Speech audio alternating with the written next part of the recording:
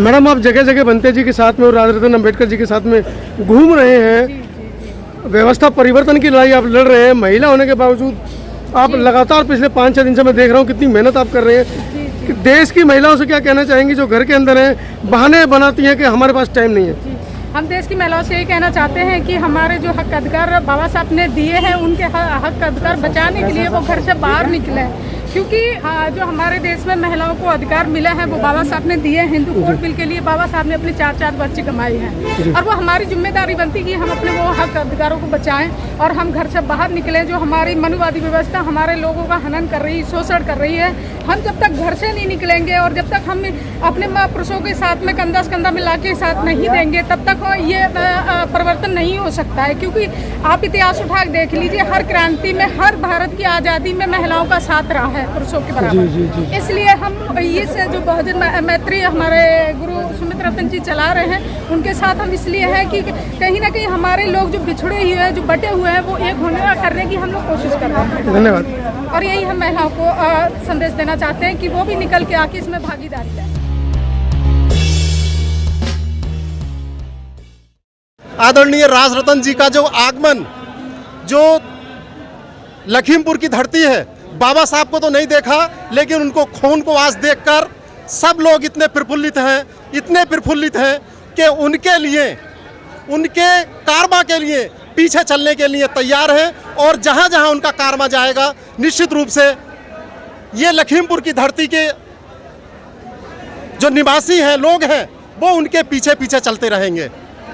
ऐसे ही कारवा आदरणीय राजरतन जी का चलता रहे, पूज्य भंते जी का चलता रहे, हम उनके साथ हैं, कंधे से कंधे मिलाकर उनके साथ साथ हम चलेंगे, ऐसी हम कामना करते हैं। आज जो है हमारे बीच अम्बेडकर साहब के प्रपौत्र जी, बाबा साहब के प्रपौत्र जी आज हमारे बीच पहुंचे हैं। लखीमपुर की पूरी भीम आर्मी की टीम तहे दिल से उनका स्वागत करती, सत्कार करती है। जय भीम, बोले जय भीम। भाई, आज हमारे बीच में राजरतन साहब अम्बेडकर जी आए, जिनकी वजह से आज हमारे यहाँ की पावन धरती पवित्र हो गई। मैं सबसे अपील करता हूँ कि उनके विचारों को अपने जहन में अपनाएं और उनके विचारों को आगे बढ़ाएं और उनके मिशन को पूरा करें। जय भीम, जय भारत। बाबा साहब के प्रपौत्र का लखीमपुर में भीम आर्मी की टीम से पूरे तहे दिल से स्वागत है और उनका पावन वचन सुन करके हम लोग में उत्साह हुआ है।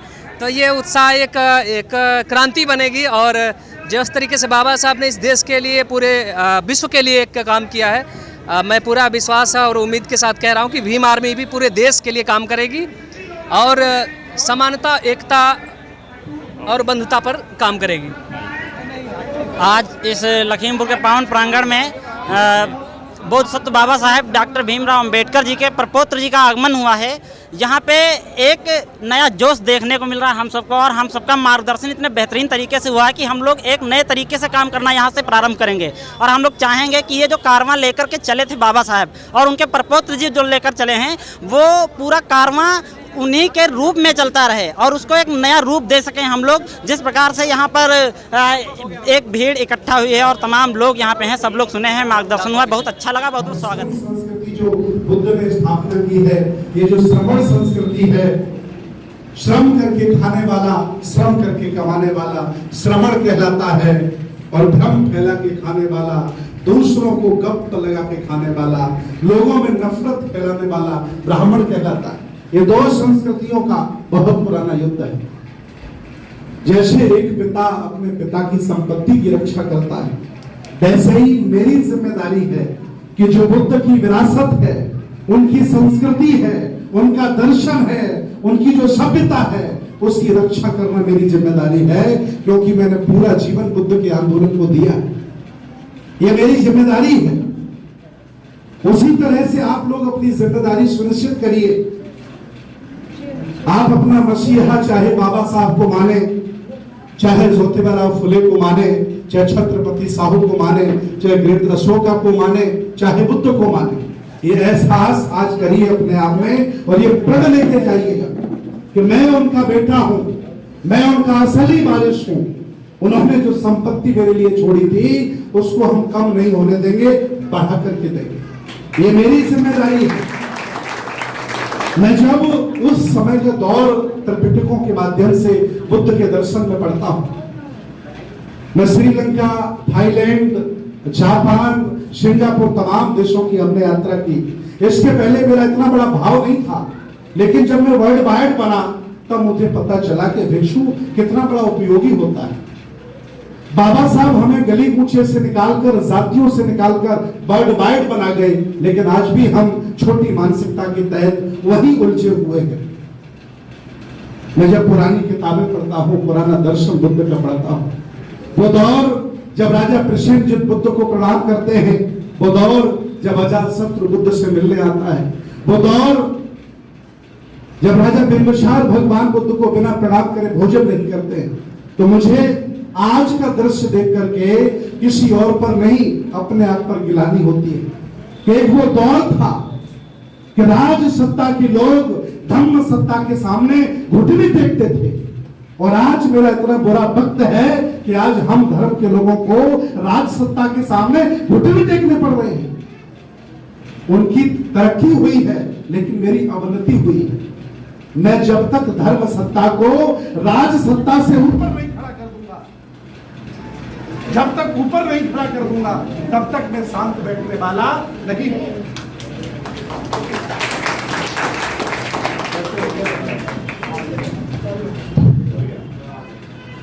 आप मेरी बात को समझे ना।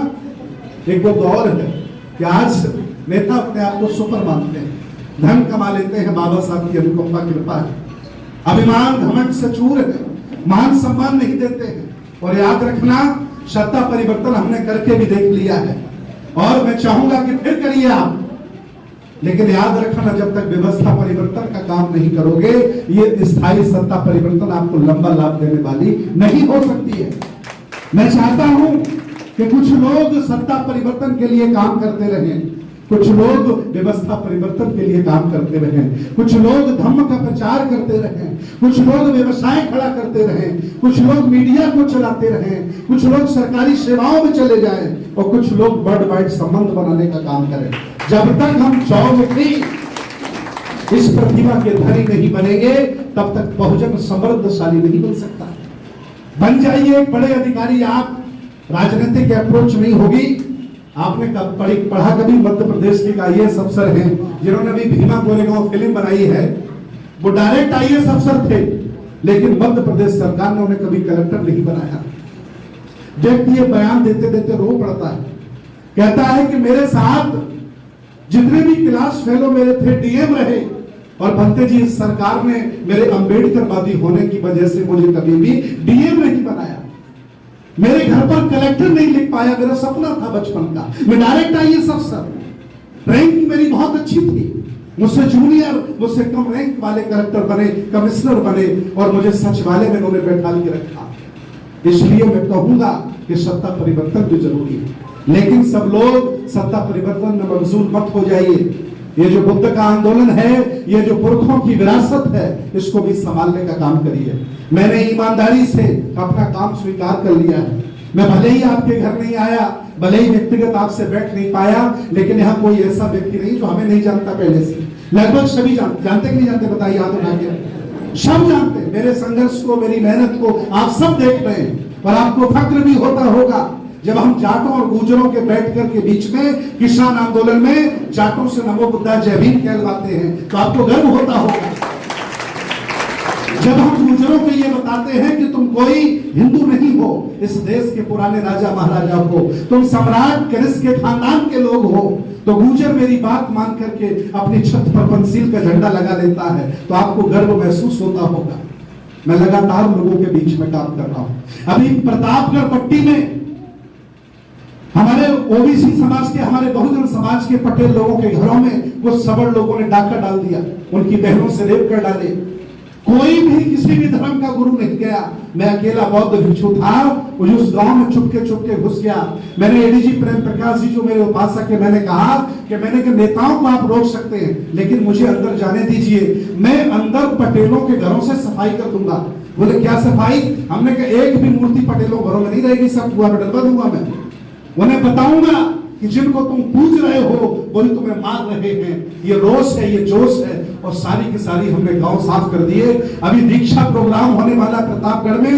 प्रतापगढ़ के 25,000 लोग, पटेल ही कम्युनिटी के लोग बौद्ध धर्म की दीक्षा लेने जा रहे हैं। और राजरत्न अम्बेडकर भी वहां होंगे। रमाकांत यादव आजकल जो धागा काट रहे हैं, आपने सुना होगा धागा, 6 बार उनके मैं घर गया।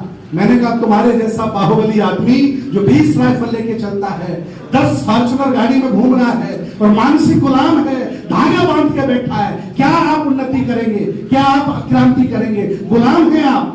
उस आदमी को लगा और मेरे सामने उसने कैंची से धागा काटा। आज वो अपने आप को सूत्र लिखने लगा है और धागा कटवा रहा है कि नहीं कटवा रहा?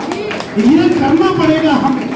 न हम 20 साल से पहले भी अकेले थे, आज भी हम अकेले थे। ये बहुजन समाज, इतनी बड़ी आबादी, इतनी बड़ी संख्या, और हम फिर भी अकेले।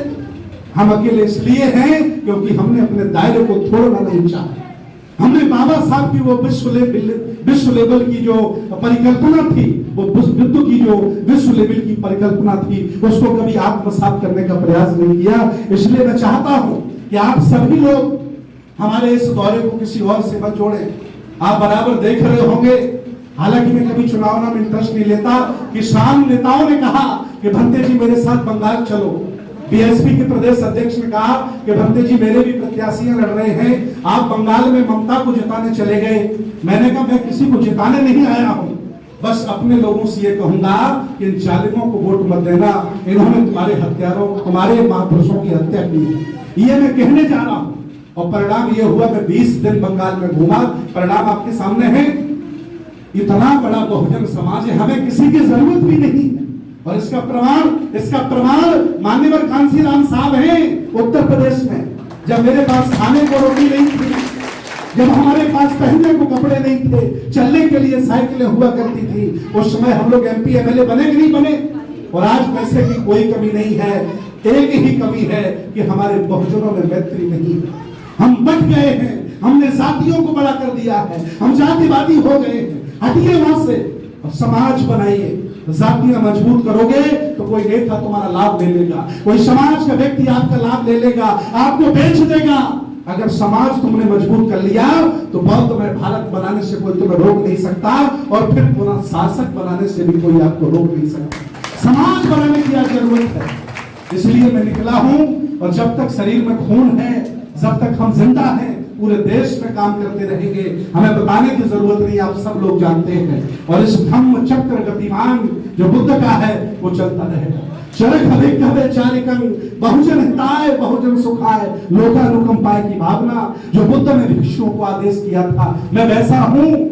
बाबा साहब ने भी कहा है कि मुझे चलता हुआ बुद्ध पसंद है। पढ़िए बाबा साहब को। बाबा साहब कहते हैं कि चलते हुए बुद्ध मुझे पसंद है।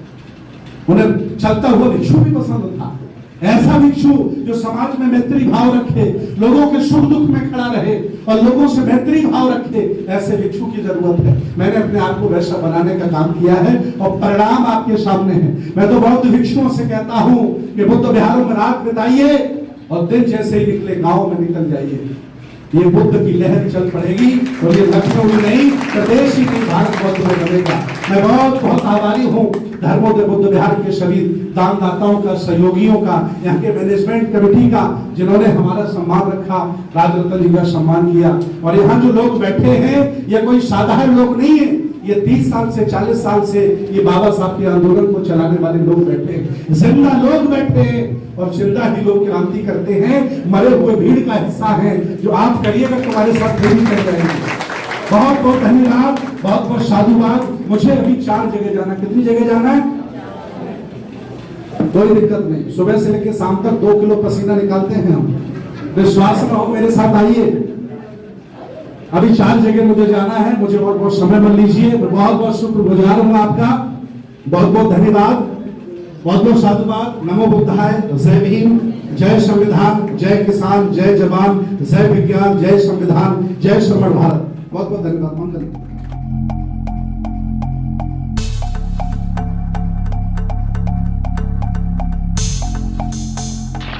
सब्सक्राइब करें आपके अपने चैनल समता आवाज टीवी को, बेल आइकन दबाना ना भूलें।